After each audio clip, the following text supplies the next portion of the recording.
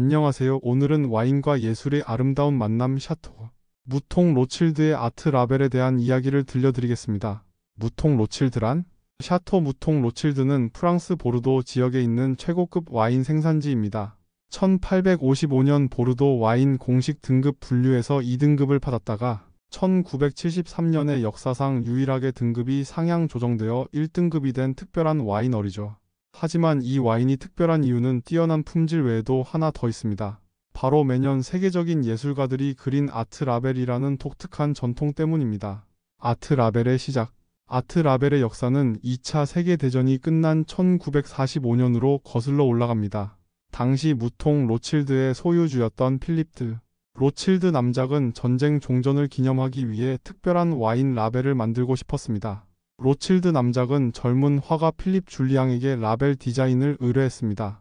이 첫 번째 아트 라벨에는 처칠이 전쟁 중 승리를 상징하며 사용했던 비자를 모티브로 한 그림이 들어갔습니다.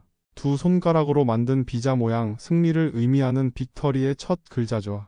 이 심볼은 2차 세계대전 연합군의 승리를 축하하는 뜻이 담겨 있었습니다.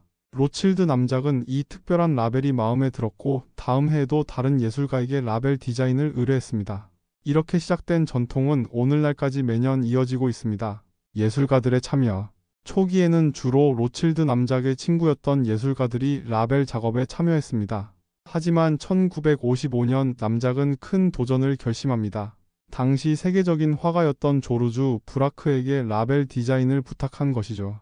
놀랍게도 브라크는 이 제안을 수락했고 이를 계기로 무통 로칠드의 라벨은 세계 최고 예술가들의 작품을 선보이는 캔버스가 되었습니다. 이후 살바도르 달리, 후안 미로, 마크 샤갈, 파블로 피카소, 프란시스 베이컨, 데이비드 호크니 등 20세기를 대표하는 거장들이 차례로 무통 로칠드의 라벨을 장식하게 되었습니다. 재미있는 점은 이 유명한 예술가들이 라벨 작업의 대가로 받은 것이 돈이 아니라 와인이었다는 사실입니다. 그들은 자신이 디자인한 해의 무통 로칠드 와인과 함께 다른 해의 와인들을 보상으로 받았습니다. 세계적인 아티스트들도 기꺼이 수락할 만큼 무통 로칠드 와인의 가치는 대단했던 것이죠. 라벨 디자인의 자유. 무통 로칠드의 아트 라벨에는 특별한 규칙이 없습니다. 예술가들은 완전한 창작의 자유를 부여받아 자신만의 스타일로 라벨을 디자인합니다. 단, 와인이나 포도밭과 연관된 주제를 다루는 경우가 많지만 이마저도 필수는 아닙니다. 예를 들어 1973년 파블로 피카소가 디자인한 라벨은 그의 사망을 기념해 1957년에 그린 술잔을 든 파커스 그림이 사용되었습니다. 앤디 워홀은 1975년 빈티지를 위해 로칠드 가문의 양을 모티브로 한 팝아트 스타일의 작품을 만들었습니다. 2015년에는 독일 예술가 게르하르트 리히터가 추상화를 라벨로 제공했습니다. 이처럼 다양한 스타일과 주제의 작품들이 무통 로칠드 병에 담겨 와인은 마시는 음료를 넘어 예술 작품을 소장하는 또 다른 방식이 되었습니다. 세계적인 명성과 전시회. 무통 로칠드의 아트 라벨은 와인 애호가뿐만 아니라 미술 수집가들에게도 큰 관심을 받게 되었습니다. 빈 병도 수집 가치가 있을 정도로 인기를 얻었죠. 1981년에는 라벨로 보는 명화라는 제목으로 세계 각국의 박물관에서 무통 로칠드 아트 라벨 전시회가 열리기도 했습니다. 이 전시회는 런던, 뉴욕, 도쿄 등 주요 도시를 순회하며 와인과 예술의 만남을 널리 알렸습니다. 로칠드 가문은 이 아트 라벨 컬렉션을 무통 로칠드 와이너리 내에 있는 아트와 라벨 박물관에 전시하고 있어 와인 투어를 하는 방문객들이 감상할 수 있습니다. 국제적 다양성. 무통 로칠드의 아트 라벨은 시간이 지남에 따라 더욱 국제적으로 확장되었습니다. 초기에는 주로 프랑스와 유럽 예술가들이 참여했지만 점차 전 세계 예술가들로 범위가 넓어졌습니다. 2013년에는 중국 예술가 쉬레이가, 2016년에는 남아프리카 출신의 윌리엄 켄트리지가 라벨을 디자인했습니다. 특히 한국과 관련해서는 2005년 빈티지 라벨을 이우환 화백이 디자인했다는 점이 주목할 만합니다. 이우환 화백은 자신의 대표적인 점으로부터 시리즈 스타일로 라벨을 만들어 한국 미술의 위상을 높였습니다.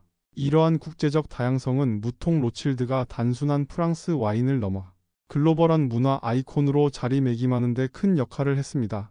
수집 가치와 투자.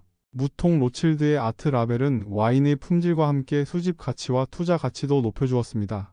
특히 유명 예술가가 그린 특정 연도의 와인은 경매에서 일반적인 와인보다 훨씬 높은 가격에 거래됩니다.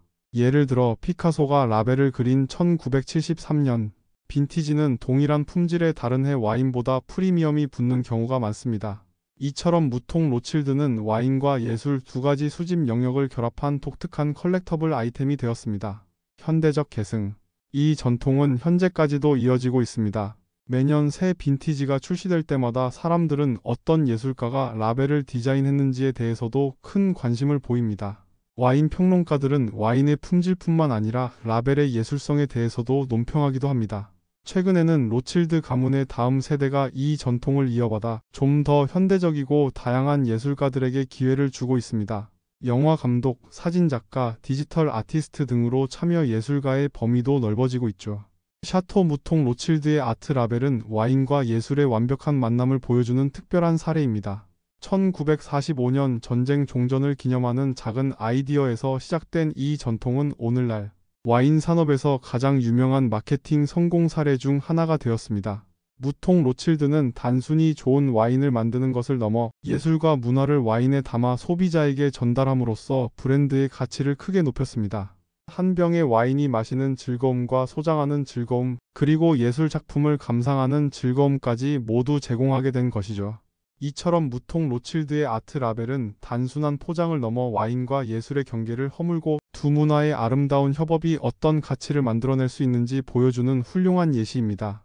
오늘 제가 준비한 무통 로칠드의 아트 라벨 이야기는 여기까지입니다. 와인을 마실 때 라벨에 담긴 예술과 역사도 함께 음미해 보시면 어떨까요? 감사합니다.